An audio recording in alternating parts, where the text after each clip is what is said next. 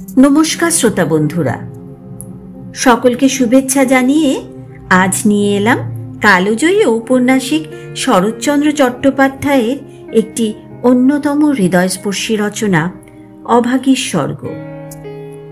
গল্পটি সমাজের নিম্নবর্গের এক অবহেলিত নারী অভাগীর করুণ জীবন সংগ্রাম ও তার স্বপ্নভঙ্গের নিদারুণ পরিণতি তুলে ধরে। শরৎচন্দ্র তার অনন্য কথন শৈলীতে এই গল্পে সমাজের নিষ্ঠুর বাস্তবতা ও দরিদ্র মানুষের প্রতি সমাজের নির্মমতা ফুটিয়ে তুলেছেন। শরৎচন্দ্রের অন্যান্য রচনার মতোই অভাগীর স্বর্গ মানবিক বেদনাকে সুস্পষ্টভাবে ফুটিয়ে তোলে এবং সমাজের নিপীড়িত মানুষের প্রতি এক প্রগাঢ় সহানুভূতি জাগিয়ে তোলে। এটি কেবল একটি গল্প নয়, বরং সমাজের বাস্তব চিত্র ও অবহেলিত মানুষের ব্যথার প্রতিচ্ছবি। গল্পের কেন্দ্রীয় চরিত্র অভাগী, যিনি চিরকাল অবহেলিত ও লাঞ্ছিত হয়েছেন। জীবনের শেষ প্রান্তে এসে এক অনন্য স্বপ্ন দেখে, একটি স্বর্গের, যেখানে দুঃখ কষ্ট কিছু নেই।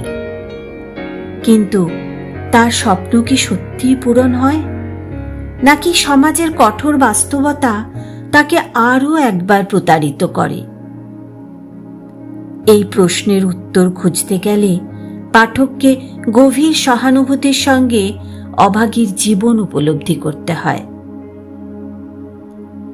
আসুন তাহলে শুরু করি অভাগীর জীবন, অভাগীর স্বর্গ।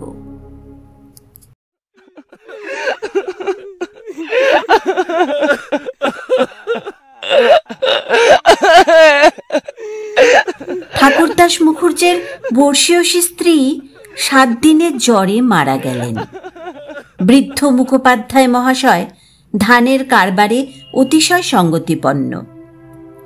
তার 4 ছেলে 3 মেয়ে, ছেলে মেয়েদের ছেলেপুলে হইয়াছে। জামাইরা, প্রতিবেশীর দল, চাকর বাকর, সে যেন একটা উৎসব বাঁধিয়া গেল। সমস্ত গ্রামের লোক ধুমধামে শবযাত্রা ভিড় করিয়া দেখিতে আসিল। মেয়েরা কাঁদিতে কাঁদিতে মায়ের 2 পায়ে গাঢ় করিয়া আলতা এবং মাথায় ঘন করিয়া সিন্দুর লেপিয়া দিল।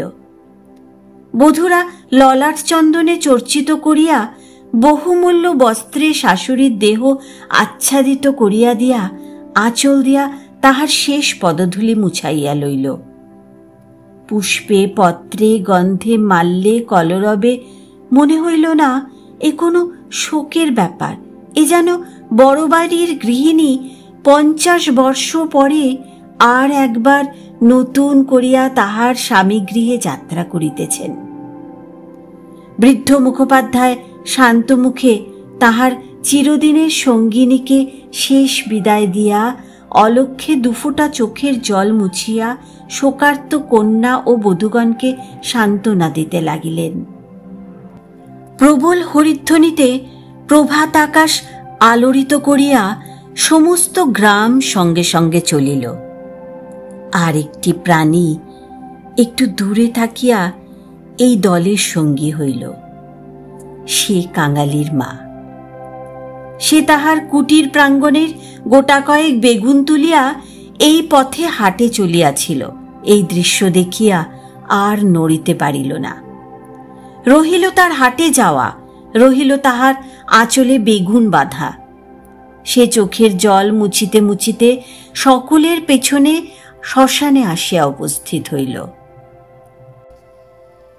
গ্রামের একান্তে গরুড় নদীর তীরে শ্মশান। সেখানে পূর্বাহ্নেই কাঠের ভার, চন্দনের টুকরা, ঘৃত, মধু, ধূপ, ধুনা প্রভৃতি উপকরণ সঞ্চিত হইয়াছিল। কাঙালির মা ছোট জাত, দুলের মেয়ে বলিয়া কাছে যাইতে সাহস পাইল না। তফাতে একটা উঁচু ঢিপির মধ্যে দাঁড়াইয়া সমস্ত অন্ত্যেষ্টিক্রিয়া প্রথম হইতে শেষ পর্যন্ত উৎসুক আগ্রহে চোখ মেলিয়া দেখিতে লাগিল। প্রশস্ত ও পর্যাপ্ত চিতার পরে যখন সব স্থাপিত করা হইল, তখন তাহার রাঙা পা দুখানি দেখিয়া তাহার দুচক্ষু জুড়াইয়া গেল। ইচ্ছা হইল ছুটিয়া গিয়া এক বিন্দু আলতা মুছাইয়া লইয়া মাথায় দেয়। বহু কণ্ঠের হরিধ্বনির সহিত পুত্রহস্তের মন্ত্রপুত অগ্নি যখন সংযোজিত হইল, তখন তাহার চোখ দিয়া ঝরঝর করিয়া জল পড়িতে লাগিল। মনে মনে বারংবার বলিতে লাগিল, ভাগ্যিমানি মা, তুমি স্বর্গে যাচ্ছ, আমাকেও আশীর্বাদ করে যাও, আমিও যেন এমনই খাগালির হাতের আগুনটুকু পাই। ছেলের হাতের আগুন, সে তো সোজা কথা নয়। স্বামী, পুত্র, কন্যা, নাতি নাতনি, দাস দাসী, পরিজন, সমস্ত সংসার উজ্জ্বল রাখিয়া এই যে স্বর্গারোহণ দেখিয়া তাহার বুক ফুলিয়া ফুলিয়া উঠিতে লাগিল। এই সৌভাগ্যের সে যেন আর ইয়ত্তা করিতে পারিল না। সদ্য প্রজ্বলিত চিতার অজস্র ধোঁয়া নীল রঙের ছায়া ফেলিয়া ঘুরিয়া ঘুরিয়া আকাশে উঠিতেছিল। কাঙালির মা ইহারই মধ্যে ছোট্ট একখানি রথের চেহারা যেন স্পষ্ট দেখিতে পাইল। গায়ে তার কত না ছবি আঁকা, চূড়ায় তাহার কত না লতা পাতা জড়ানো, ভিতরে কে যেন বসে আছে। মুখ তাহার চেনা যায় না, কিন্তু সিথায় তাহার সিঁদুরের রেখা। পদতল দুটি আলতায় রাঙানো। ঊর্ধ্বদৃষ্টে চাহিয়া কাঙালির মায়ের দুই চোখে অশ্রুর ধারা বহিতেছিল। এমন সময় একটি বছর 14-15 ছেলে তাহার আঁচলে টান দিয়া কহিল, হেথায় তুই দাঁড়িয়ে আছিস মা, ভাত রাখবি না? মা চমকিয়া ফিরিয়া চাহিয়া কহিল, ও কাঙালি, হ্যাঁ রাতবো কোন রে? দেখ দেখ বাবা, বামুন মা ওই রথে চড়ে স্বর্গে যাচ্ছে। ছেলে বিস্ময়ে মুখ তুলিয়া কহিল, কই? ক্ষণকাল নিরীক্ষণ করিয়া শেষে বলিল, ও তো ধোঁয়া, বেলা দুপুর বাজে, আমার খিদে পায় না বুঝি? তুই কাঁদতেছিস? বামুনদের গিন্নি মরেছে, তুই কেন কেঁদে মরিস মা? কাঙালির মার এতক্ষণে হুঁশ হইল। পরের জন্য শ্মশানে দাঁড়াইয়া এইভাবে অশ্রুপাত করায় সে মনে মনে লজ্জা পাইল। এমনকি ছেলের অকল্যাণের আশঙ্কায় মুহূর্তে চোখ মুছিয়া ফেলিয়া একটুখানি হাসিবার চেষ্টা করিয়া বলিল, না না, কাঁদব কিসের জন্যে রে? চোখে ধো লেগেছে বই তো নয়। হ্যাঁ, ধো লেগেছে বই তো না, তুই কাঁদতেছিলি।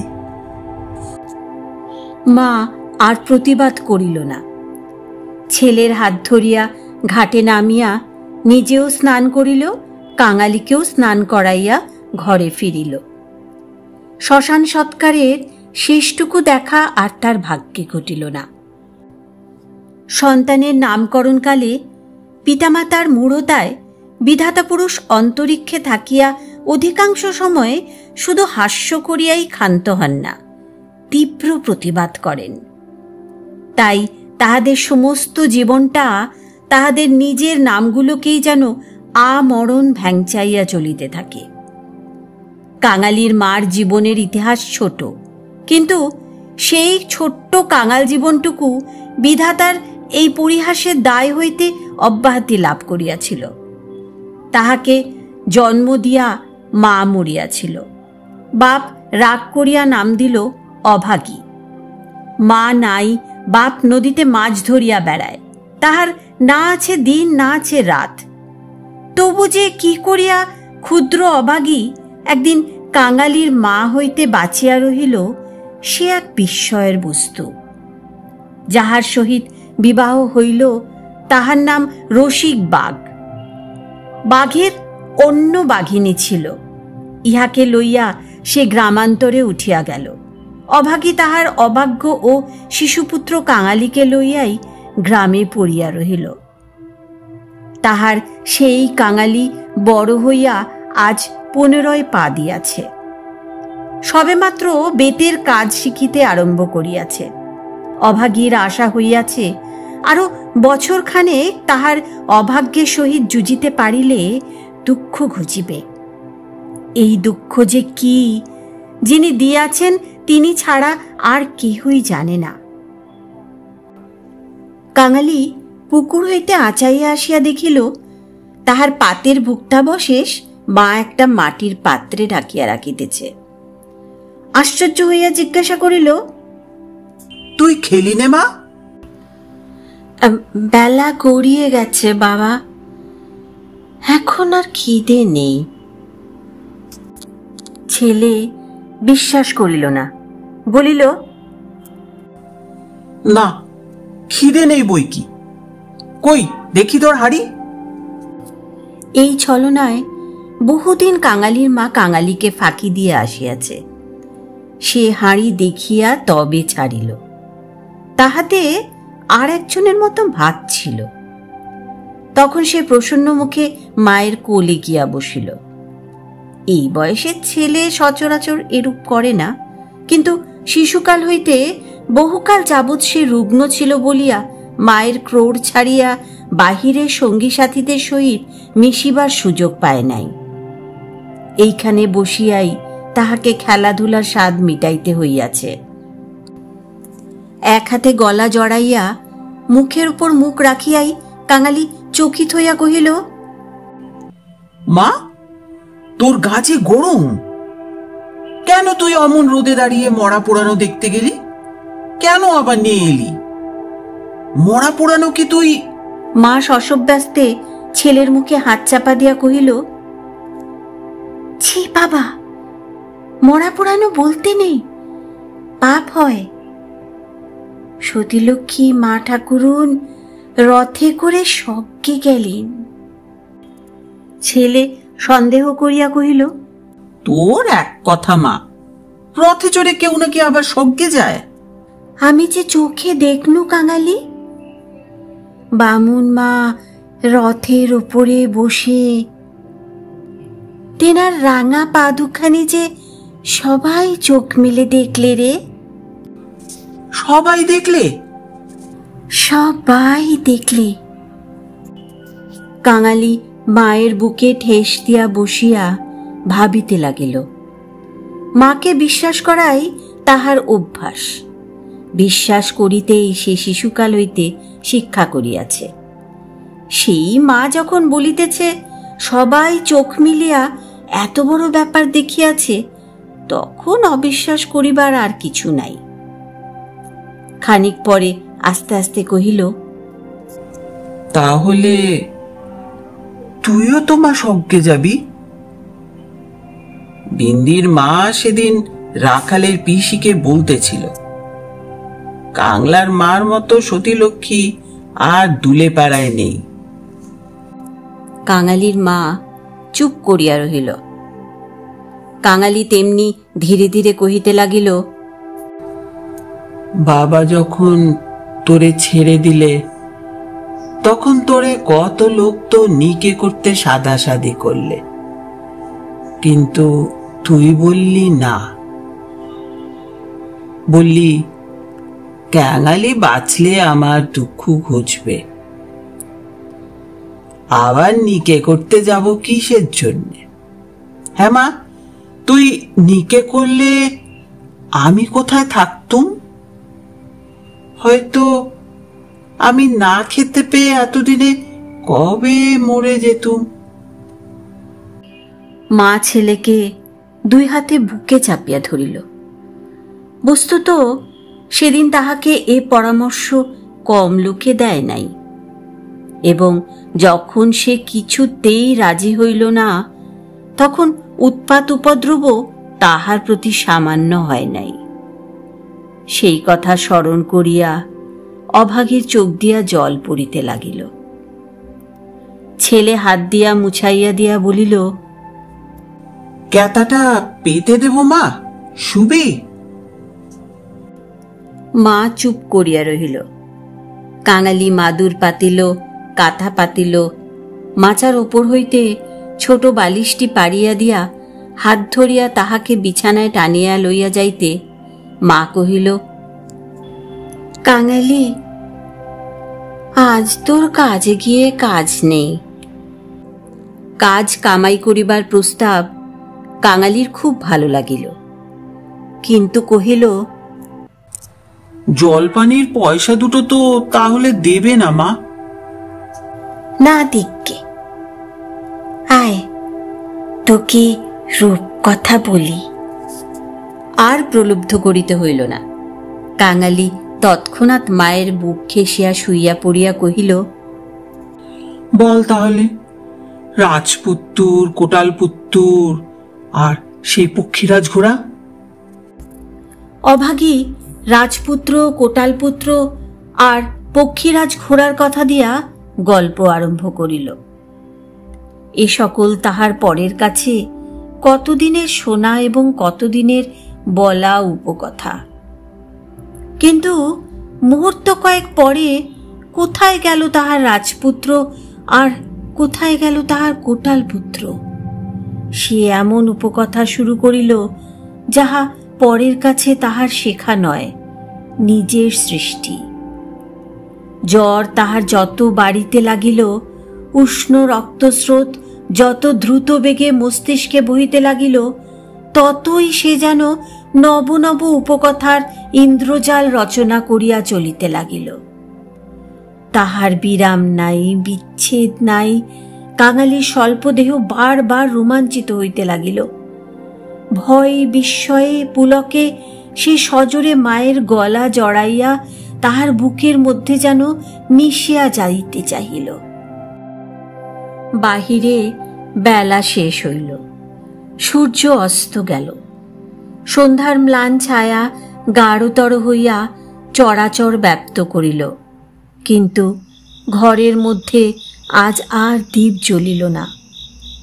গৃহস্থের শেষ কর্তব্য সমাধান করিতে কেহ উঠিল না। নিবিড় অন্ধকারে কেবল রুগ্ন মাতার অবাধ গুঞ্জন নিস্তব্ধ পুত্রের কর্ণে সুধাবর্ষণ করিয়া চলিতে লাগিল।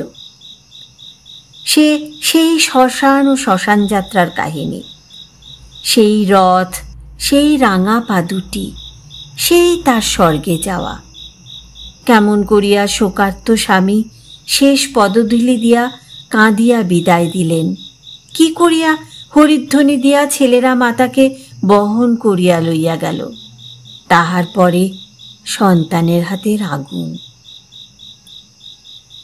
সে আগুন তো আগুন নয় কাঙালি, সে তো হরি। তার আকাশ জোড়া ধোঁয়া তো ধোঁয়া নয় বাবা, সেই তো স্বর্গের রথ।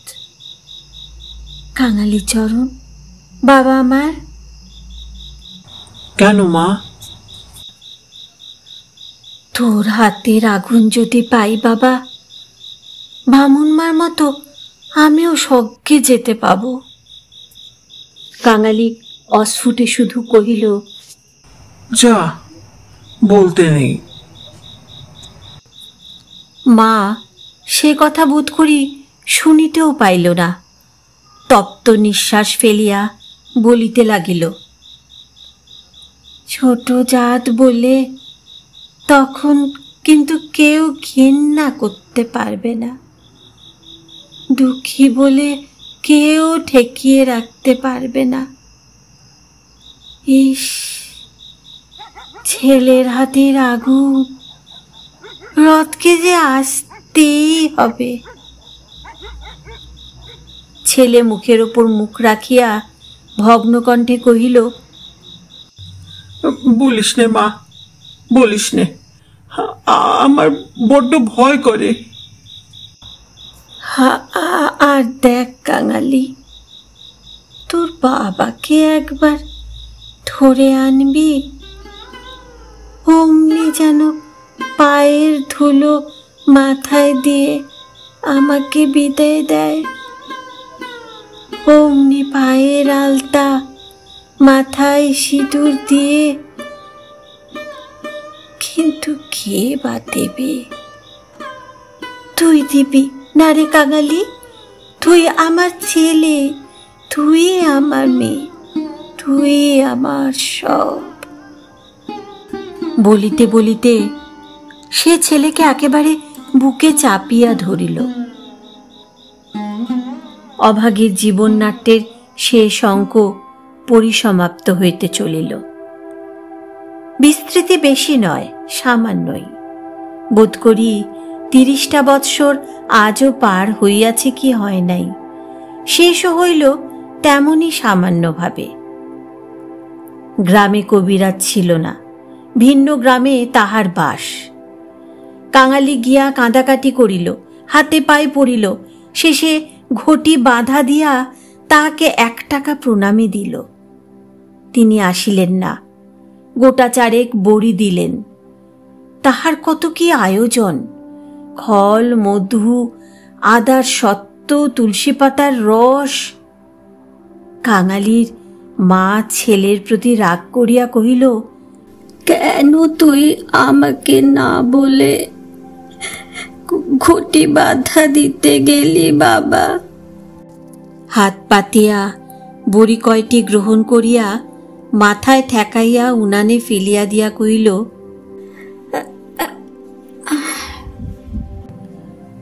ভালো হইতো এতেই হব। মাগদিদুলের ঘরে কেউ কখনো ওষুধ খেয়ে বাঁচে না। দিন 2-3 এমনই গেল। প্রতিবেশীরা খবর পাইয়া দেখিতে আসিল। যে যাহা মুষ্টিযোগ জানিত, হরিণের সিংহসা জল, গেটে কুড়ি পুড়াইয়া মধুতে মারিয়া চাটাইয়া দেওয়া ইত্যাদি অভ্যর্থ ঔষধের সন্ধান দিয়া যে যাহার কাজে গেল। ছেলে মানুষ কাঙালি ব্যতিব্যস্ত হইয়া উঠিতে মা তাহাকে কাছে টানিয়া লইয়া কহিল, খোপরেজের বড়িতে কিছু হলো না বাবা, আর ওদের ওষুধে কাজ হবে? আমি এমনি ভালো হব।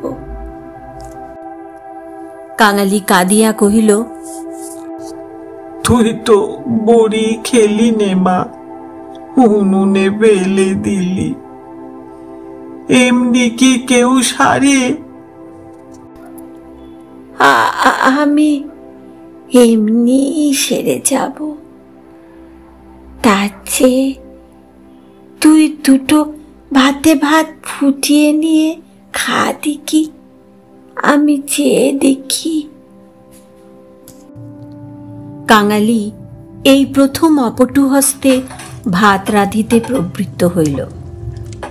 না পারিল ফ্যান ঝাড়িতে, না পারিল ভালো করিয়া ভাত বাড়িতে। উনান তাহার জ্বলে না, ভিতরে জল পড়িয়া ধোয়া হয়। ভাত ঢালিতে চারিদিকে ছড়াইয়া পড়ে। মায়ের চোখ ছলছল করিয়া আসিল। নিজে একবার উঠিবার চেষ্টা করিল, কিন্তু মাথা সোজা করিতে পারিল না, শয্যায় লুটিয়া পড়িল। খাওয়া শেষ হইয়া গেলে ছেলেকে কাছে লইয়া কি করিয়া কি করিতে হয় বিধিমতো উপদেশ দিতে গিয়া তাহার ক্ষীণ কণ্ঠ থামিয়া গেল। চোখ দিয়া কেবল অবিরল ধারে জল পড়িতে লাগিল। গ্রামের ঈশ্বর নাপিত নারী দেখিতে জানিত। পরদিন সকালে সে হাত দেখিয়া তাহারই সম্মুখে মুখ গম্ভীর করিল, দীর্ঘ নিঃশ্বাস ফেলিল এবং শেষে মাথা নাড়িয়া উঠিয়া গেল। কাঙালির মা ইহার অর্থ বুঝিল, কিন্তু তাহার ভয়ই হইল না। সকলে চলিয়া গেলে সে ছেলেকে কহিল, এইবার একবার তাকে ডেকে আনতে পারিস বাবা? কাকে মা? ওই যে রে, ও গায়ে যে উঠে গেছে। বাবাকে? অভাগী চুপ করিয়া রহিল। কাঙালি বলিল, সে আসবে কেন মা? অভাগীর নিজেরই যথেষ্ট সন্দেহ ছিল, তথাপি আস্তে আস্তে কহিল, গিয়ে বলবি মা শুধু একটু তোমার পায়ের ধুলো চায়। সে তখনই যাইতে উদ্যত হইলে সে তাহার হাতটা ধরিয়া ফেলিয়া বলিল, একটু কাদা কাটা করিস বাবা, বলিস মা যাচ্ছে। একটু থামিয়া কহিল, ফেরবার পথে অমনি নাপিত বৌদির কাছ থেকে একটু আলতা ছিঁড়ে আনিস কাঙালি। আমার নাম করলেই সে দেবে। আমাকে বড় ভালোবাসে। ভালো তাহাকে অনেকেই বাসিত। জ্বর হওয়া বুদ্ধি মায়ের মুখে সে এই কয়টা জিনিসের কথা এতবার এত রকম করিয়া শুনিয়াছে যে সে সেইখান হইতে কাঁদিতে কাঁদিতে যাত্রা করিল। পরদিন রসিকদুলে সময় মতো যখন আসিয়া উপস্থিত হইল, তখন অভাগীর আর বড় জ্ঞান নাই। মুখের পরে মরণের ছায়া পড়িয়াছে। চোখের দৃষ্টি এ সংসারের কাজ সারিয়া কোথায় কোন অজানা দেশে চলিয়া গেছে। কাঙালি কাঁদিয়া কহিল, মা গো, বাবা এসেছে, পায়ের ধুলো নেবেছে। মা হয়তো বুঝিল, হয়তোবা বুঝিল না, হয়তোবা তাহার গভীর সঞ্চিত বাসনা সংস্কারের মতন তাহার আচ্ছন্ন চেতনায় ঘা দিল। এই মৃত্যুপথযাত্রী তাহার অবশ বাহুখানি শয্যার বাহিরে বাড়াইয়া হাত পাতিল। রসিক হতবুদ্ধির মতন দাঁড়াইয়া রহিল। পৃথিবীতে তাহারও পায়ের ধুলোর প্রয়োজন আছে, ইহাও কেহ নাকি চাহিতে পারে, তাহা তাহার কল্পনার অতীত। বিন্দির পিসি দাঁড়াইয়াছিল। সে কহিল, দাও বাবা, দাও একটু পায়ের ধুলো। রসিক অগ্রসর হইয়া আসিল। জীবনে যে স্ত্রীকে সে ভালোবাসা দেয় নাই, অসন বসন দেয় নাই, কোনো খোঁজ খবরও করে নাই, মরণকালে তাহাকে সে শুধু একটু পায়ের ধুলো দিতে গিয়া কাঁদিয়া ফেলিল। রাখালের মা বলিল, এমন সতীলক্ষ্মী বামুন কায়েতের ঘরে না জন্মে ও আমাদের দুলের ঘরে জন্মালো কেন? এইবার ওর একটু গতি করে দাও বাবা। ক্যাংলার হাতের আগুনের লোভে ও যেন প্রাণটা দিলে। অভাগীর অভাগ্যের দেবতা অগোচরে বসিয়া কি ভাবিলেন জানি না, কিন্তু ছেলে মানুষ কাঙালির বুকে গিয়া এ কথা যেন তীরের মতো বিঁধিল। সেদিন দিনের বেলাটা কাটিল, প্রথম রাত্রিটাও কাটিল, কিন্তু প্রভাতের জন্য কাঙালির মা আর অপেক্ষা করিতে পারিল না। কি জানি এত ছোট জাতের জন্য স্বর্গে রথের ব্যবস্থা আছে কি না, কিংবা অন্ধকারে পায়ে হাঁটিয়াই তাহাদের রওনা হইতে হয়। কিন্তু এটা বোঝা গেল, রাত্রি শেষ না হইতেই এ দুনিয়া সে ত্যাগ করিয়া গেছে। কুটির প্রাঙ্গণে একটা বেলগাছ, একটা কুড়ুল চাহিয়া আনিয়া রসিক তাহাতের ঘা দিয়াছে কি দেয় নাই, জমিদারের দারোয়ান কোথা হইতে ছুটিয়া আসিয়া তাহার গালে সশব্দে একটা চড় কষাইয়া দিল। কুড়ুল কাড়িয়া লইয়া কহিল, শালা, এ কি তোর বাপের গাছ আছে যে কাটতে লেগেছিস? রসিক গালে হাত বুলাইতে লাগিল। কাঙালি কাঁদো কাঁদো হইয়া বলিল, বাহ, এ যে আমার মায়ের হাতে পোতা গাছ দারোয়ানজি, বাবাকে খামোকা তুমি মারলে কেন? হিন্দুস্থানি দরোয়ান তাহাকেও একটা অশ্রাব্য গালি দিয়া মারিতে গেল, কিন্তু সে নাকি তাহার জননীর মৃতদেহ স্পর্শ করিয়া বসিয়াছিল, তাই অশৌচের ভয়ে তাহার গায়ে হাত দিল না। হাঁকাহাঁকিতে একটা ভিড় জমিয়া উঠিল। কেহই অস্বীকার করিল না যে বিনা অনুমতিতে রসিকের গাছ কাটিতে যাওয়াটা ভালো হয় নাই। তাহারাই আবার দরোয়ানজির হাতে পায়ে পড়িতে লাগিল। তিনি অনুগ্রহ করিয়া যেন একটা হুকুম দেন, কারণ অসুখের সময়ে যে কেহ দেখিতে আসিয়াছে কাঙালির মা তাহারই হাতে ধরিয়া তাহার শেষ অভিলাষ ব্যক্ত করিয়া গেছে। দরোয়ান ভুলিবার পাত্র নহে। সে হাতমুখ নাড়িয়া জানাইল, এ সকল চালাকি তাহার কাছে খাটিবে না। জমিদার স্থানীয় লোক নহেন, গ্রামে একটা তার কাছারি আছে, গোমস্তা অধর রায় তাহার কর্তা। লোকগুলো যখন হিন্দুস্থানিটার কাছে ব্যর্থ অনুনয় বিনয় করিতে লাগিল, কাঙালি ঊর্ধ্বশ্বাসে দৌড়িয়া একেবারে কাছারি বাড়িতে আসিয়া উপস্থিত হইল। সে লোকের মুখে মুখে শুনিয়াছিল পিয়াদারা ঘুষ লয়। তাহার নিশ্চয় বিশ্বাস হইল অত বড় অসঙ্গত অত্যাচারের কথা যদি কর্তার গোচর করিতে পারে তো ইহার প্রতিবিধান না হইয়াই পারে না। হায় রে অনভিজ্ঞ! বাংলাদেশের জমিদার ও তাহার কর্মচারীকে সে চিনিত না। সদ্য মাতৃহীন বালক শোকে ও উত্তেজনায় উদ্ভ্রান্ত হইয়া একেবারে উপরে উঠিয়া আসিয়াছিল। অধর রায় সেইমাত্র সন্ধান্বিক ও যৎসামান্য জলযোগান্তে বাহিরে আসিয়াছিলেন। বিস্মিত ও ক্রুদ্ধ হইয়া কহিলেন, কে রে? আমি কাঙালি। দরোয়ানজি আমার বাবাকে মেরেছে। বেশ করেছে।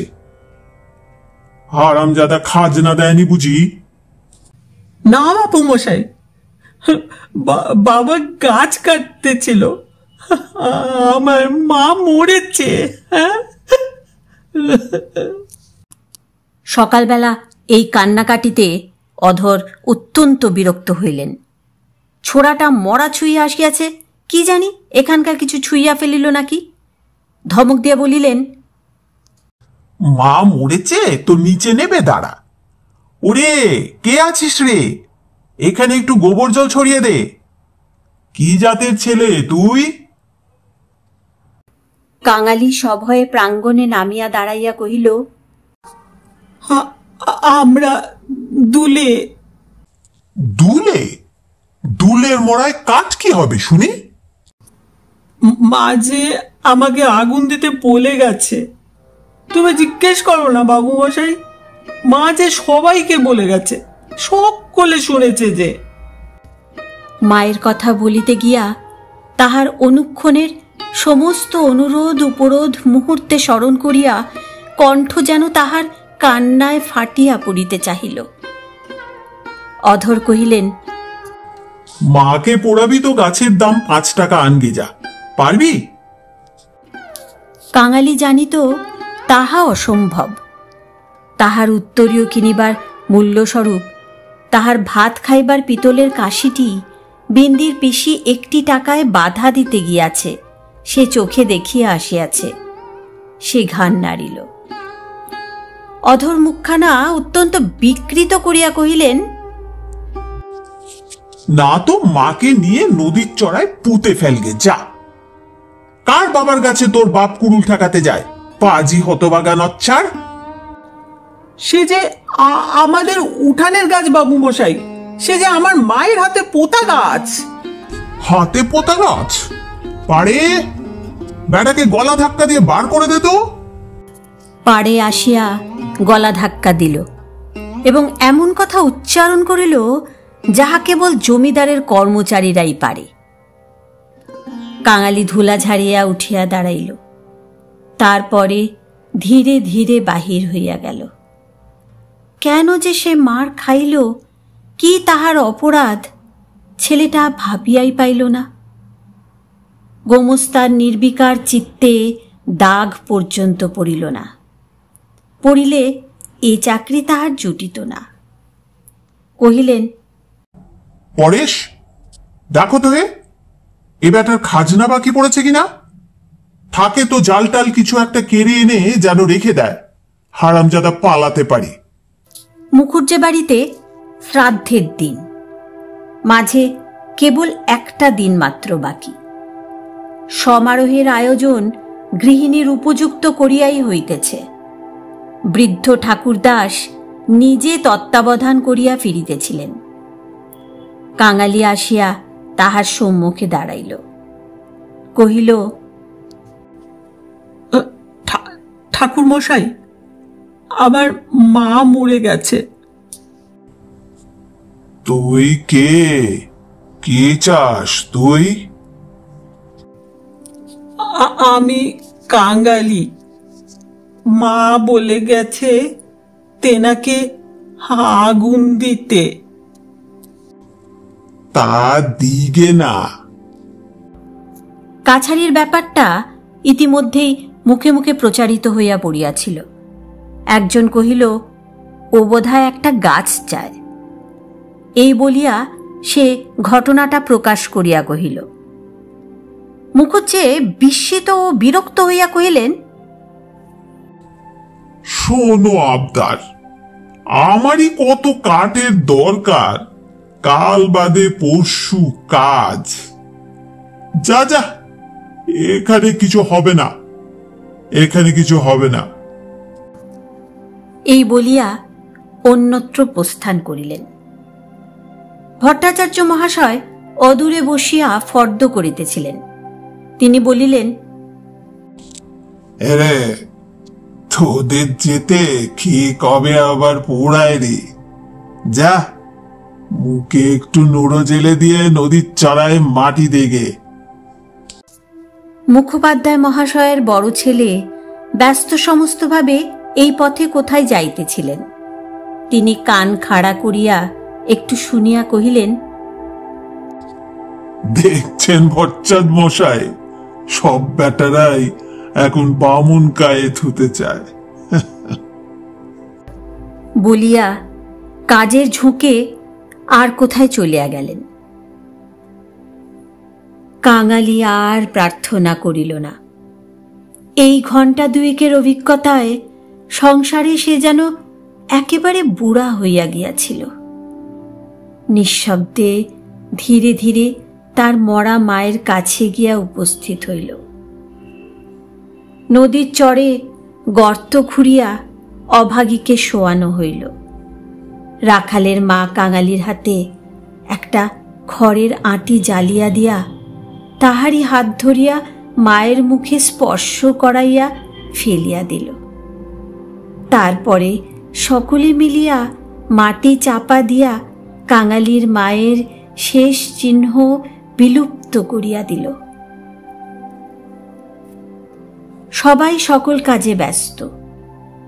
শুধু সেই পোড়া খড়ের আঁটি হইতে যে স্বল্প ধোঁয়াটুকু ঘুরিয়া ঘুরিয়া আকাশে উঠিতেছিল, তাহারই প্রতি পলকহীন চক্ষু পাতিয়া কাঙালি ঊর্ধ্ব দৃষ্টে স্তব্ধ হইয়া চাহিয়া রহিল।